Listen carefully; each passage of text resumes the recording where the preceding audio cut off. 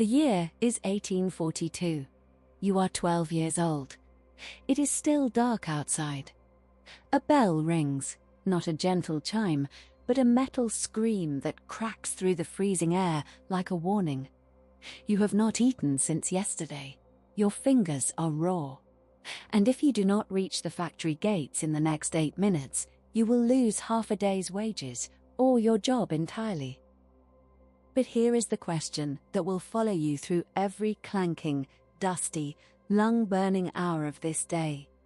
Could you survive? Not just one shift, but a year? 5 years? Until you are 25, if you ever make it that far. Before you answer, ask yourself this. How long can your lungs last when the air is thick with coal dust and cotton lint?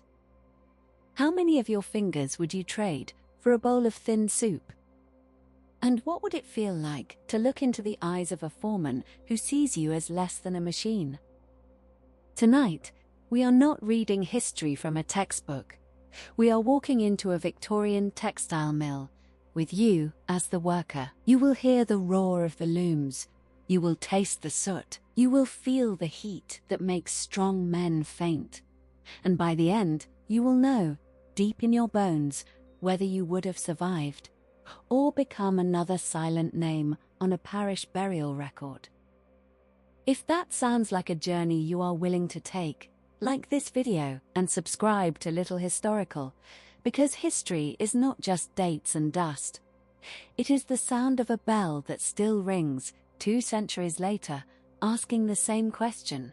Could you survive? The year is 1842, and the bell does not ask politely. It shatters the darkness like a blade across stone, dragging you from a sleep so shallow you are not sure you ever truly closed your eyes. You lie still for one forbidden second on a straw mattress that smells of sweat, mildew, and the bodies of 5 other workers who breathe the same cold air. Your back screams when you move. Your joints crack like old timber. Outside, the sky is the color of a bruise, and the only warmth in the room comes from the desperate huddle of your own trembling limbs. But you cannot stay. The bell rings again, longer, angrier, and you already know, 8 minutes. That is all the mercy the factory gates will offer. You pull on clothes that are stiff with grime, cloth that has never truly dried, woven from fibers that itch and bind against your skin like a second, crueler hide. There is no mirror, no moment to prepare. You are a shape in the half-dark, already becoming invisible to yourself. A child, 9, 10, 11, runs past your door, barefoot on frozen cobblestones, and you wonder how many more winters that small body will see. You wonder if the foreman's eyes will linger on you today, measuring not your worth, but your weakness. And somewhere beneath your ribs, a dark, quiet thought unfurls. What if I simply do not go? But you know the answer. The parish would not feed you. The landlord would take your corner of the floor. And the factory would hire another child before the morning whistle fades. You step outside. The fog is thick as linen, soaked with soot and the sour breath of a city that has already given up on sunlight.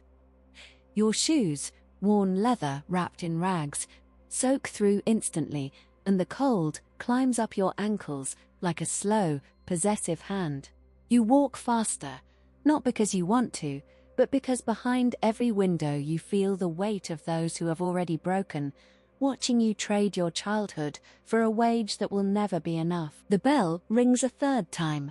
You break into a run, and you realize, with a dread that settles deep in your stomach, that this is the easiest part of your day. The machines are waiting, and they are never tired. The machines are waiting, and they are never tired. You push through the iron doors, and the noise hits you first. Not a sound, but a pressure. A living thing that presses against your eardrums like it wants inside your skull. The heat follows, thick and wet, stealing your breath before you have taken 3 steps. And then you see them, rows of spinning mules, iron giants with belts that blur into invisibility, cogs that mesh and grind with a hunger that has no name. Your stomach turns. because you already know what those machines do to children who hesitate. Your station is near the back, where the light from the filthy windows barely reaches. A woman with hollow cheeks and 3 missing fingers shoves you toward a gap beneath the machinery. "Pisa," she shouts over the roar. "Tie the broken threads. Fast." You drop to your knees. The floor is slick with oil and something darker. Old blood, perhaps, ground into the wood like a secret the factory keeps. Above you, the great belts slap and hiss, missing your scalp by inches. Your hands shake as you reach up, fumbling for the snapped cotton thread. One mistake. One sleeve caught. One moment of exhaustion. You hear it then, a wet snap from 2 rows over. Not the machine breaking, something softer. A man's gasp, cut short. No scream. No cry for help. Just a grunt, and then the relentless clanking continues. You glance sideways. He is already walking away, one hand wrapped in a rag that blooms red, his face a mask of nothing. No one stops working. No one looks. And you understand, with a cold certainty that settles into your bones, that losing a finger here is not a tragedy. It is a Tuesday. The foreman's shadow falls across your back. You do not turn around. You only tie the thread faster, praying that when the machine finally takes what it wants from you, you will still have enough hand left to earn tomorrow's bread. The belt hisses again. Your sleeve brushes the cog. And for one eternal second, you feel the teeth whisper against your skin. For one eternal second, you feel the teeth whisper against your skin. Then the belt shifts, and you yank your arm back, whole, but trembling. You do not celebrate. There is no time. Because the air itself has begun to change, or perhaps you are only now noticing what your lungs have been screaming since you arrived. Breathe in, and your throat closes around something thick and granular, cotton lint, coal dust, oil vapor, and the faint, sweet stench of old sweat baked into the walls. Breathe out, and you taste metal. Your chest tightens like a fist around your ribs. Around you, the other workers cough without stopping their hands, deep, rattling coughs that sound less like illness and more like surrender. One man hacks something dark into his palm, glances at it, and keeps feeding the machine. You realize he has done this thousands of times. You realize his lungs are no longer pink and soft, but black, leathery, drowned in the residue of years. The heat does not relent. The steam engines below the floorboards pump their fury upward, and the July sun beats against the sealed windows, turning the mill into a brick oven. Your clothes are soaked through within the hour, the grime mixing with sweat to form a second skin that itches and burns. Your head swims. You watch a young girl, no older than 8, stumble against her loom, her face pale as tallow. No one helps her. The foreman's voice cuts through the roar. Stand up or get out. She stands, but her eyes are glassy, unfocused, and you know she is seeing something else. A field, a river, a bed that is not a pile of straw. The heat makes you dream while awake. It makes you forget where your hand ends and the machine begins. A woman 3 stations over suddenly drops to her knees, clutching her chest, her mouth open in a silent O. The foreman drags her outside by the collar, and 10 minutes later she is back, still wheezing, still reaching for the thread. There is no water to drink, no rest, only the wet, sucking sound of 100 failing lungs, and the knowledge that the dust you inhale today will sleep in your chest for 20 years, until one morning you simply cannot wake up. The belt hisses again. You breathe shallow. You pray for the bell. But the bell is hours away, and the air is already inside you. The air is already inside you, and still the bell will not ring. You have lost track of time. The light through the filthy windows has shifted from grey to darker grey, but that could be more smoke or the slow death of the afternoon. Your arms move on their own now, puppet strings pulled by a terror you no longer feel. Then you sense it, a change in the pressure behind you. The foreman is near. Not the usual overlooker who barks and moves on, but the head overseer, the man whose boots have worn a groove into the floor from decades of slow, deliberate pacing. He does not shout. He does not need to.